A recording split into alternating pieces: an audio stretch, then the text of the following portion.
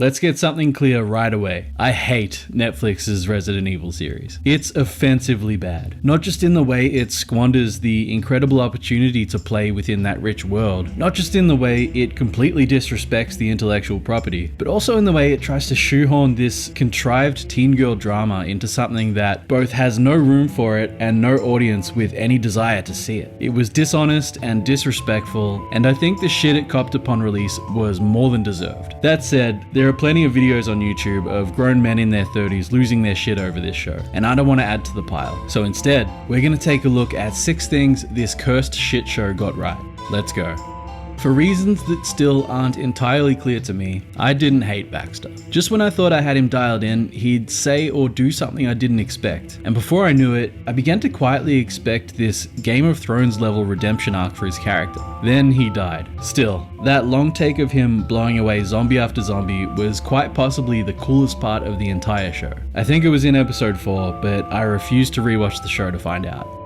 In, I think, episode 5, maybe 6, again, refused to watch it, the twins, Billie and Jade, find a hidden bag in their home with money, passports, and a gun. They had to do stuff like play Moonlight Sonata on their piano, while their buddy had hacked into the home security system and was telling them where the blind spots were. And while I'm doing a terrible job of explaining it, it all felt about as close to the puzzle elements of those original RE games as anything the films and series have given us so far, and I really appreciate it. The whole 2022 part of the show should have just been stuff like this, focusing on the puzzles and mysteries of the original games, while the future stuff could have been more in line with the more action-oriented titles like 5 and 6.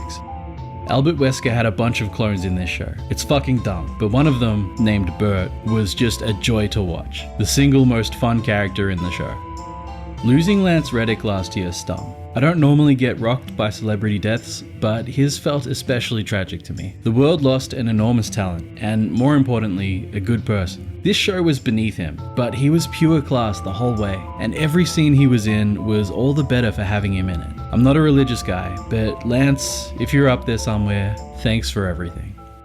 It's squeaky clean and decidedly un-Resident Evil, but I quite liked New Raccoon City. It had this Truman Show vibe to it that made me think, even if there was no outbreak on its way, it wouldn't surprise me if the entire town was in some massive soundstage somewhere, and they were all part of some giant experiment or something. Poor taste naming it New Raccoon City though, almost as if it was set up to fail. Another thing I feel this show got right is its visuals, particularly the emphasis on umbrella colors. There's a lot of sterile white and vibrant, oversaturated reds, with much of the present day stuff being that clinical, clean white, juxtaposed with the future story's grimy, gritty reds. I think if the show got another season, they would have made a big deal of that squeaky clean city getting literally painted red, marking the transition from present day to future post-apocalyptic story.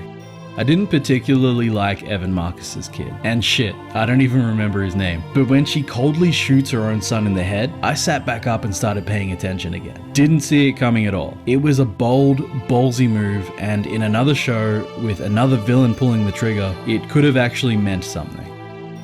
Alright, that's it. 6 things I liked about the Netflix Resident Evil show. The only things I liked about the Netflix Resident Evil show. I'm a big believer in the idea that even the worst movies, games, whatever, have at least something good about it. And this show was no exception. And if you're a fan of it, that's totally fine. It's great. Just look at the comments section in my RE5 and 6 videos to see how many people disagree with my love of those games. And they're not wrong. There's so much wrong with those games, but even so, I still love them. Different people like different things, and that's cool.